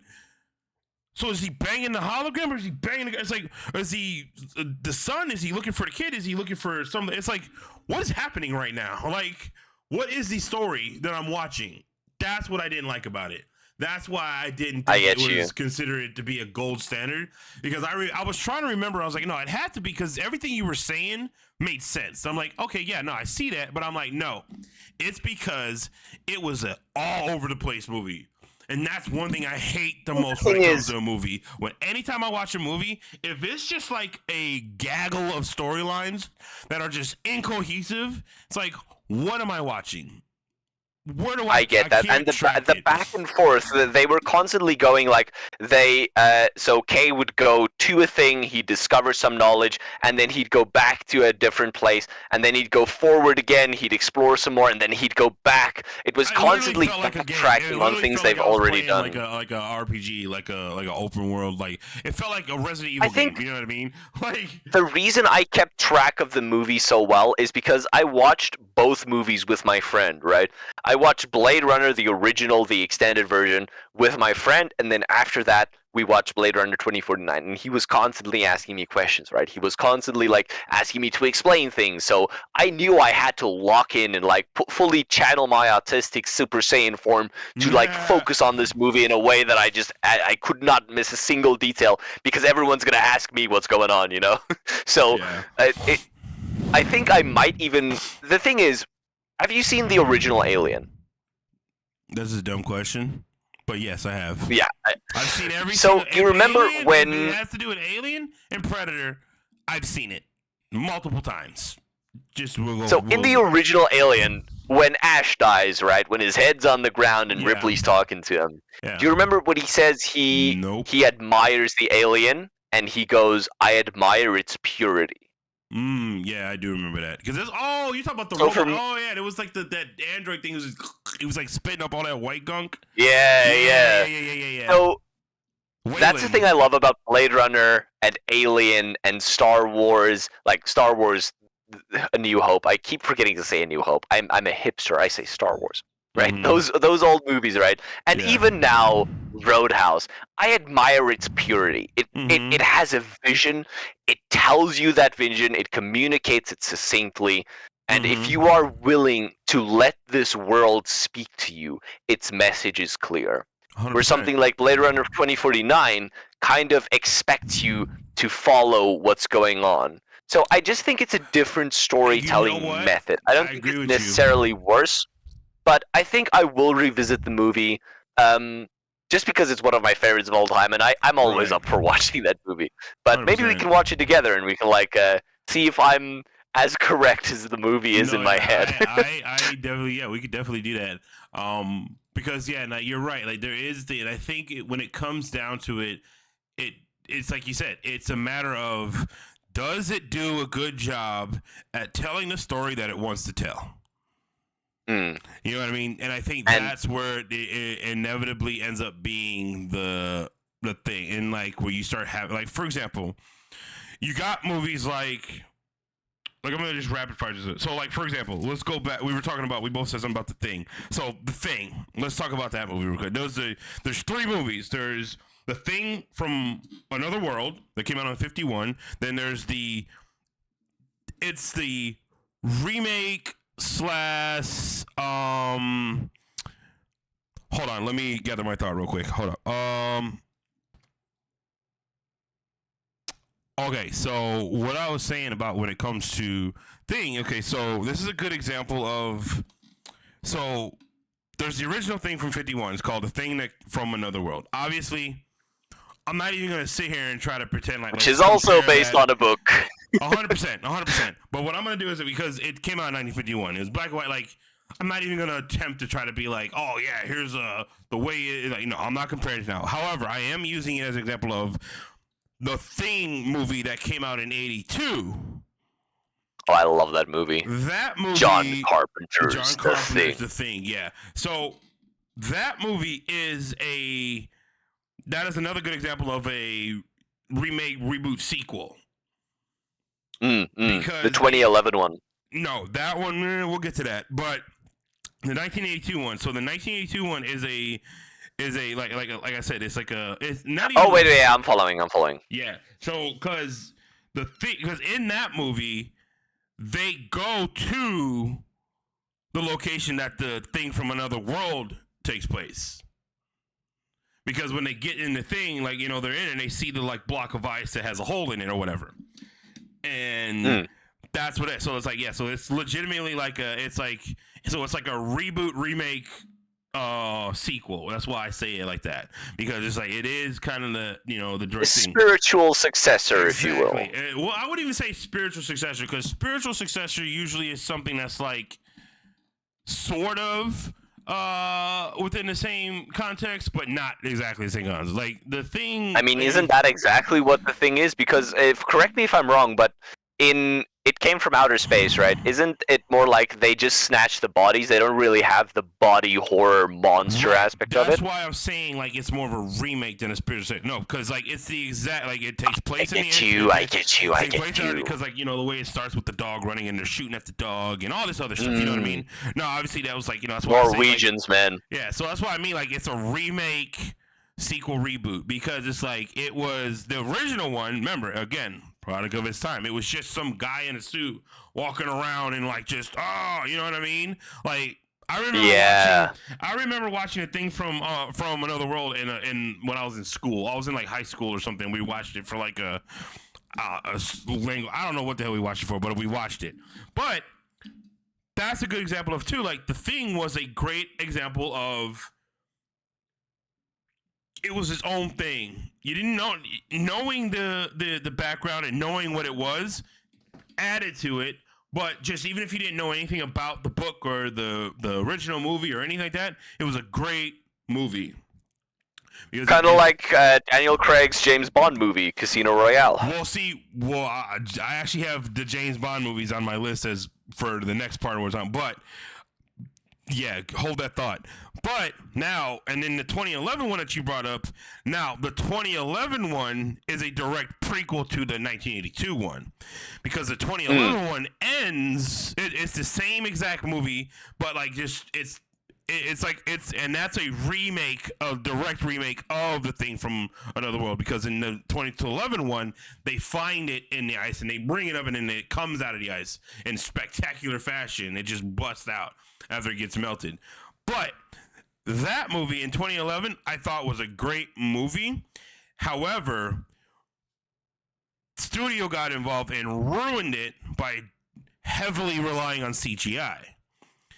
I've seen behind the scenes and like deleted footage and things like that you can find online, and they had practical monster like they did in the original thing, and it looked amazing. If they would have just stuck with their gut and, like you said, made a movie that was like what they wanted to do, it would have been fine. But because they were like, at the time, that was like when heavy CG and all this stuff and 3D and make it as crazy as possible. We were in a period of time in movies where nobody cared about the story anymore. They just wanted to be astonished. And that's what I think that thing did. But that's a good example of a series of movies where, like, remaking and redoing and rebooting makes sense. And then also, I think the thing with the Thing 2011, their heart was in the right place. Their CGI budget wasn't. I think they had a CGI they were ahead of their time. That's the point. Like, it was all they actually filmed everything with practical, and it was going to be just a little bit of CGI. They had it. They just ruined it with CGI that was too ambitious 100%. For the technology at the time. Because when you think about the original Thing, what made it such a great and terrifying movie was not only was it the suspense of not knowing who was who and that whole aspect, but when the creature came, it was a physical presence. It was a physical, like, these guys are like legitimately acting against something. And that's something when it comes to CGI where, like, I think CGI being used the right way makes sense. But yeah, there's some people that just rely too heavily on it. But that's a good example of, like, those when it comes to that. Marvel. Sorry, something in my throat. I don't know what that was. What'd you say? Modern Disney and Marvel, if we want to talk about relying too much on CGI. Example, like when they start, it's like, yeah, that's a whole nother topic in and of itself. But to your point about James Bond now, and I was also going to put James Bond in the same category as Teenage Mutant Ninja Turtles, because James Bond and Teenage Mutant Ninja Turtles are examples of franchises that benefit from reboots based on improving technology. Exactly, improving technology, changes in the world, things like that. Because you look back to even the original James Bond when it came out, it was a perfect movie for that. And those series, and each actor that played James Bond, and you know, for me, I grew up. Okay, when you say the original, do you mean Casino Royale or do you mean Dr. No? I think Dr. No was the first one. No. Oh, well, the first one that came out, the first one that came out like theatrically was Casino Royale, and then some years later, Sean Connery did Dr. No, and then they remade Casino. Well, not remade. They kind of like rebooted Casino Royale with Daniel Craig. No. So that's yeah. I'm getting to that part too, because Daniel Craig. So whereas I feel like all the other James Bond movies were just kind of like continuations of the previous story, the Daniel Craig James Bond, I feel like, was a legitimate reboot. Yeah, I agree with you on that. Because like I said, I grew up with Pierce Brosnan as James Bond. That was my generation's James Bond. And Daniel Craig was, I guess, technically still my generation, but the Daniel Craig one, I was already an adult when Daniel Craig came out. But the one I grew up on was Pierce Brosnan. And I grew up with Sean Connery, not because that's the generation I come from, just because my dad's a hipster. Right. So that's a good example of a franchise that if they're remaking it, cool. It's like, what's the next iteration going to be? It's like Doctor Who. You know what I mean? Every Doctor is different. Every series, it's like, it's just going to keep going. It's the same story, same whatever. But that's what I mean. Like, so. Oh, man. In my opinion, now, and this might be a controversial thing to say. I don't know. Maybe it is. Maybe it's not. But the Daniel Craig James Bond movies, in my opinion, were some of the best James Bond movies. I'm just gonna say. Oh man, I love Casino Royale is one of my favorite movies of all time. That movie holds up and it stands on its own 2 feet. You don't need any James Bond knowledge to love that movie. No, 100%. And it was really cool because, like I said, remember, I come from the Brosnan era of Bond movies. I watched those growing up with my family, my mom and dad and my brother and sister, like, all the time. And so that's a good example of that. And then moving into where, like you said, time, technology, and all that stuff. But also, too, Ninja Turtles is another example of. Well, Ninja Turtles is not only an example of his time and his region, but Ninja Turtles is another one of those franchises to where, like, whichever Ninja Turtle series you grew up on that's the best one for you. That's the best one for you. Like, I've had the fortunate benefit of growing up with every iteration. Like, I was born in '87, so I remember in like the early '90s when I was like 4 years old, 5 years old. I remember having all Ninja Turtle stuff. I remember the Ninja Turtles movies when they came out. I remember watching those when we lived in Texas. I remember all of that. So I remember every single iteration of the Ninja Turtles. Heck, the craziest, most cringiest one of Ninja Turtles was the live action series. Don't even come at me. The movies are good. The live action series is just the new mutation. That's what it's called. The new mutation, yes. And it had what was the chick turtle's name? I think that was Venus. Venus de Milo. Yeah. She that was funny because I remember that was like 97, 98, and they crossed over with Power Rangers. Power Rangers in space. They crossed over with. Oh man, so Venus is in the so I read the comics, right? Because of course I do. I'm that kind of nerd, right? Yeah. But I've read the comic. I actually had a signed comic from the creator of Ninja Turtles. I love the IDW. I was a kid. It was like the original black and white comic book that was like before it became the cartoon. And I was a kid and dumb, and of course it got destroyed and didn't know what I had until it was too late, kind of thing. But I had it. I remember it. It was crazy. But, so for me, I read the IDW. This is the same thing with Transformers. The IDW comics of Transformers and Ninja Turtles is, I think, the best versions of those universes. The way they tell that story with a beginning, a middle, and an end, the way the characters develop and grow and die or live or become, the dynamic changes, the status quo is constantly shifting. That is incredible to me. I love it when characters can grow beyond their restrictions and become something new, and the story can change and develop. Yeah, and so my favorite version of Turtles, I think, has that's what animation. Hold on one second. I was just about to bring that up. So because there's so many. And I was gonna say, when it comes to the animation and live action stuff, and if you had, I know which one. So, what was the Ninja Turtles of your time? What was the Ninja Turtles you grew up on? I grew up on the 2003 series, right? The Teenage Mutant Ninja Turtles. I could watch Yeah, I remember that. Yeah, that's the shit, dude. Donatello was my favorite Ninja Turtle. I was the guy who loved fucking Donatello, dude. Yeah, I was gonna say that, of all the Ninja Turtle cartoons, because I've seen it from the original cartoon to the newest one, that 2003 to 2009 run of Teenage Mutant Ninja Turtles was my favorite. My favorite. I think so. It's not my favorite. It's not my. That's the one I grew up with, but it's not my favorite. Which one's your favorite? I had the 2012 3D CGI series. I just think it works better. Wait, which one? The action is better. That's the one that was on Nickelodeon. Oh, the Nickelodeon one, like 2012, 2017. Yeah. I didn't like that one that much. It was I think as the hell. thing is, it was good. I was like, oh, it's Ninja Turtles, so I watched it, but I didn't like it as much.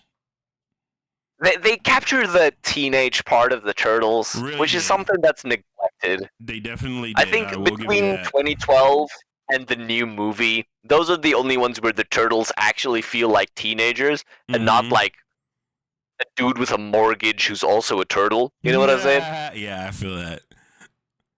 I Like, I loved the new movie so much, dude. It made me cry, actually. The ending of I that movie. I only saw bits and pieces of it. I didn't get the chance to actually watch the whole thing because when I started watching it, I ended up like I was either falling asleep and then it was like trying to watch it. It was like so I never actually finished it because my rental thing ran out, so I had to like re-rent it again. But from what I was watching, I did like it was a very nice little fresh take. Because again, with Ninja Turtles, every time a new iteration of Ninja Turtles comes out, you have to take yourself out of the what you know about Ninja Turtles. Each iteration is Yeah. just a new. It's like the James Bond movie. It's like each iteration is going to be different.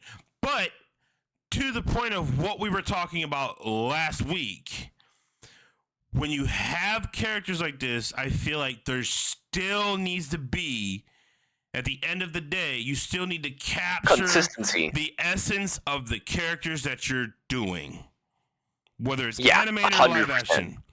And in my opinion, and it has everything to do where it's just the essence of the character wasn't there, was the way they portrayed April O'Neil in this new movie. I was like, wrong, timeout. No, that is not April O'Neil. That's how I approached it. Now, The biggest departure with April O'Neil is that this new one, like, if you're looking at the original comic, she was kind of edgy, but if you're looking at the '89 cartoon versus the new one, the biggest difference between the Aprils is that the new April has a personality. well, no, It has goals and it's not about desires that. outside of the Ninja Turtles. I'm going based off of all the April O'Neils from the 89 or 87 cartoon all the way up until, and every iteration of April O'Neil up until this movie. And April O'Neil as a character has not so much in the original cartoon, because the original cartoon was very much a kind of just Saturday morning thing. Cartoon. There wasn't really much personality to side characters. Every iteration of April O'Neil since then has had a Lois Lane-esque to her. Like she has a this, Lois like, Lane-ness. Yes, she's had every iteration. Like you look at all the iterations, she's like Lois Lane was always just I want to say badass, but she was not just your average. Oh, I get you. She wasn't just as it's just I don't know. She just there's multiple instances and even a lot of the cartoons and lots of especially in the TMNT 2007 movie, which a lot of people hate it, but I love. Oh, I love that movie. Dude, that's one of my favorite childhood movies. Even in in the April O'Neil, in the one you're talking about, the 2012 one, and even in the movies, and it's just April O'Neil has always been she would be right there to pick up and just actually she could fight with the turtles if she needed to. She was the essence of that character. And again, it's not a matter of race. It's not a matter of what she looks like. It's not a matter of any of that. It's a matter of the character of April O'Neil. When you think of her, it's this is who she is. And I don't feel like they captured that with the April O'Neil in the new movie. Again, I agree with you, but I think the way she looks has nothing to do with the it's just everything to do with when I watched the movie, from what I saw about her and what I looked at, it's I don't see April O'Neil.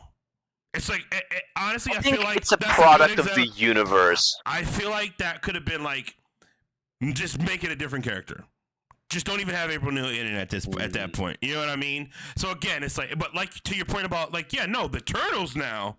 The Turtles I felt like it was that was a modern day version of the Turtles from the 97 movie or 87. Yeah, it felt cartoon. You know what I mean? They were just teenagers. The Turtles. They were teenagers. Kids, they were they were what Teenage Mutant Ninja Turtles. So overall, Yeah. but like I said, it's just the April. I get why they made April O'Neil the way they did. I understand it, and I don't. I get it. I understand what they were going for, but at the same time, it's like that is an example of like you completely just made a new character. So the thing I think with me is I can very easily accept any changes anyone makes from source material for the very simple reason that I'm a Transformers fan. And if you look at any version of the Transformers compared to any other version of the True. Transformers, it's going to be completely different. True, but Like, Transformers fandom, back me up here. Prowl, right? You look at Prowl in any universe compared to Prowl in any other universe, it's just going to be like, who is this character? Why are they named that? This is not who they are. So Right. for me, it's like I kind of accept it as, you know how the DC universe does multiverses, right? Yeah. They have universal constants, and then Right. different characters can embody those universal constants, right? Yes, but And for me, the new TMNT universe, it's kind of like, okay, the Turtles need an April, and I can see what they're. It's not even that I can see what they're trying to do with the character. I just kind of accept that, okay, this is what April is like in this universe. right. But I kind of agree with you. I just don't understand why they did that. Like, why do you make April like this? Right. It's like it's just not. It's like, oh man. It's like it's really like I said before, and like I said last week. Even in your argument about the multi-universal way of things, like even in like a multiverse scenario, and there's different characters, different things. Like it's the character. It's they may look different, they may sound different, they may be different. But in every universe, it's all even if the universe is a evil version of it, it's just an evil version of the essence of what the character is. It's like it's just, except for Ultraman, which is just Superman, but he's Italian. Ultraman. Yeah, from the Crime Syndicate. Oh, you talking about like Crisis on Infinite Earths or no, on Yeah, or whatever? Yeah, but no, even okay. Yeah. Even in that example, it's still like Ultraman is what if Superman was a dick? Yeah. You know what I mean? What if Superman was raised by an Italian mafia family? So Yeah. it's like when you compare those two, it's like he still had the same traits and values as Superman, just in the opposite direction. You know what I mean? Where it's like I think Ultraman is just a completely different character. I don't think he's got really any traits in common with Superman. He's just too different. He could be called anything else, and he would still work. It was like because you look at the character, it's like he's clearly a Superman-esque character. Like he's Actually, the parallel. let me- and then like Owlman is a parallel Batman, and you know all that. You know, it's like they're not the same character, not the same, but like they still have the same. It's just like when you look at the Batman and Owlman, for example, their philosophies line up. Where Bruce Wayne's philosophy, it's more of a like protect and be, preserve life, whereas Owlman's is more like, no, everybody's screwed. We just need to get rid of everybody. You know what I mean? Like we're inevitably gonna die, so let's just do it. You know what I mean? This is like that's Owlman, but it's like it's still essentially the same character. You know what I mean? And that's what I mean. Where like when you get to the multiversal thing. And yeah, I'm sure there's like here and there it's gonna be, but like ultimately though, from what I've seen and what I've read and things like that, it's always the character is still the character, just like Evil Twin Dark Side version. You know what I mean? And it's like, but that's what I mean. So like, yeah, you're right though to your point of like you're just accepting what it is in this universe because TMNT, every iteration of TMNT is a different. Universe, a different story, a different time. So it's like, again, you're right. Like, hell, the one TMNT was like basically an anime. They had superpowers. You know what I mean? It's like.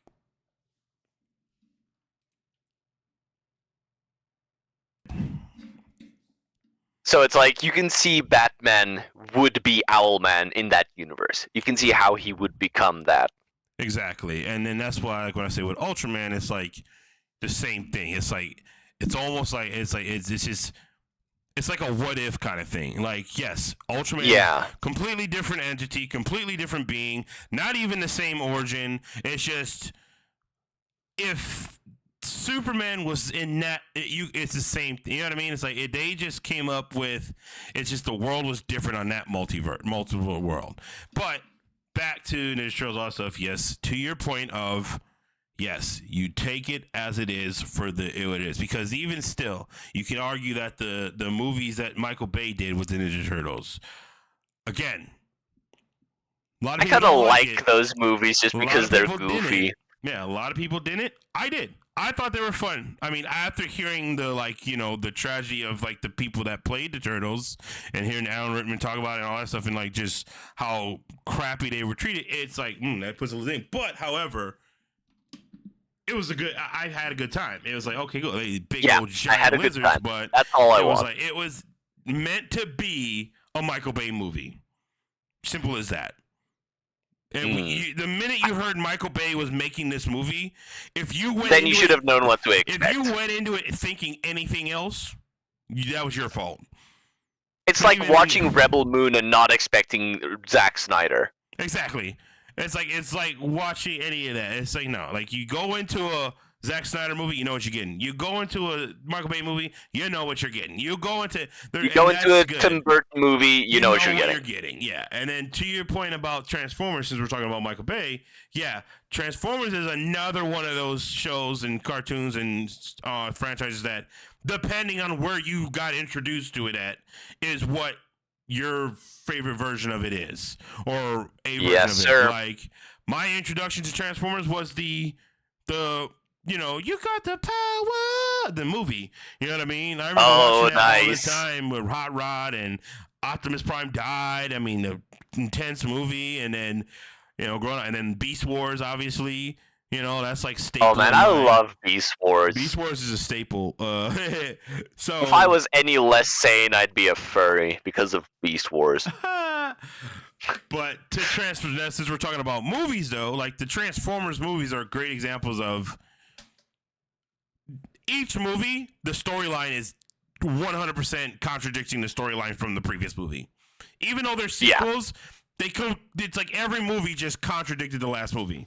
It's like, okay, like they have like 4 different origin stories in 4 different movies of like when the Autobots before time began. There was the cube and also a million other relevant artifacts that we won't mention until the next movie. Don't worry about it. It's but again, good movies, and also too, that first Transformers movie was lightning in a bottle because it holds up. In my opinion, it really holds does. up. It was a live-action Transformers. We got Optimus Prime for real. And because of the way Michael Bay's filmmaking is, he does literally everything he possibly can practical, and then just adds in elements of CGI later. Like, obviously, just all the clinking and clanking and clunking of the Transformers in those movies just feels so visceral and real. I'm about to show you exactly how much of a fan of that first movie I was. I saw it in theaters multiple times. When it came out on DVD, remember back then they had like special edition DVDs like that? Well, I got the special edition one where it was the case was Optimus Prime that you transformed. No way. I had that case. It was you take his legs out, put his arms out, and he stands there, and he's got the discs on his back. It was a 2-disc set on his back. I remember when that movie came out because it was like 2007, 2008, I think it was. It came out. Maybe 2007. I don't know. I was fresh out of high school. I was barely in college, and we had this little TV/VCR/ and a DVD player in our room and in my room. And I remember when I got it, I put the disc in there, put it on play, and I hit repeat on the DVD player. And then I just let the movie play. And it would get to the end of the credits, start over. Get to the end of the credits, start over. It got to the point where I would just let it play, just turn the TV off, and then go to work or go to school or come back. And then like when I'm done, just turn the TV on, and wherever it was at in the movie, I just watched it. That's how much I loved that movie when it came out. I remember I had a Bumblebee. We were poor as hell when that movie came out. I had a Bumblebee action figure that had like exactly, I think it was 4 or 5 points of articulation. It was tiny, even like as a child. that toy was like as big as my hand, and that was my prized possession. I loved the shit out of that Bumblebee toy. Yeah. It was my first ever Transformers, and it sparked a collection that I have to this day. Transformers is one of the only things that I collect, and it just Transformers is such a special property to me. I've seen basically every iteration of the show, from the goofiest points in Armada to the most serious points in Prime, and I love all of it. About Armada, yeah, good ones. Dude, Armada is so funny. I mean, how are you going to talk about how a character in the MCU is slightly different than their comic counterparts because they're black now and it ruins their entire character, but then in some points of Transformers adaptation, you had a shark who only spoke in haiku? Like, how am I going to be mad at adaptations when that is my baseline, you know? Right. Well, yeah, Transformers is good. It's just like, it all comes down to just enjoy what it is you be put on. Yeah, 100%. But with that being said, I'm looking at the time. We're coming up on I think we're almost on an hour 50. So I think this is a good stopping point. And there was a lot more I want to talk about and go. I had more. I wanted to talk about just franchises beating things in the ground. So I have the Fast franchise, obviously the MCU, and then I wanted to touch on the G.I. Joe movies, but there's talk so about much more. Saw. You can talk about Final Destination. I got some things when it comes to those just extended franchises that do have those through line stories and trying to be. So I think what we'll do is we'll just make a part 2. So next week we'll just continue this conversation, but we'll move into the whole because these franchises are these are decades. We just have too much fun here. We do. We just have too much fun talking, and then we just don't stop. We're still working on it. It's only episode 2. Eventually, we'll get streamlined in this bad boy. But yeah, you got. We can call it episode too much talking. Am I right? Hey Z, I'm gonna actually put that in captions. But yeah. So moving forward, we'll talk about that because I really wanted to get into talking about franchises that have been people have had kids and kids have had kids with some of these franchises. It's you know what I mean? So it's generations have gone by as some of these franchises have been out. So we're definitely going to get on that. We'll touch on that next week. And this time around, I'm going to do a better job of adding things into the descriptions and putting this stuff in there because I know I meant to do it last week, didn't do it. But also, too, just... yeah, keep an eye out for new content on my channel, on my YouTube channel, and check me out on TikTok and all the other stuff on Twitter, or X, however you want to say it. Check the links in the description for my link tree. And then you got anything? I'm still personally working on getting a better mic so that I can get my YouTube channel up and running because I'm a bit of a OCD perfectionist. So I don't want to do it until I think I can do it perfectly. So until I get my new mic for the podcast. That's a bit on hold at this point, but I've got a full video scripted and everything, so I'll keep you posted. Good shit. Anyway, so yeah, guys, thanks for listening to us ramble on in our ADHD fueled haze of thoughts and words. Hope it all makes sense. Hope you liked it. Hope you enjoyed it. If you did, like it, subscribe, do all that good stuff. All the things that all the other YouTube people do. And come back next week for more garbage opinions from me and more excellent points from Mark. I mean, I wouldn't say all that. I definitely can have some garbage points, but you definitely made a lot more valid points this week than I did. That's for sure. You made something. But anyway, it was fun. The true weekly element was the friends we made along the way. Yeah, look at you. And on that note, that's where we're gonna end it. So, thanks for listening. Thanks for watching. Have a good rest of your week. Shalom.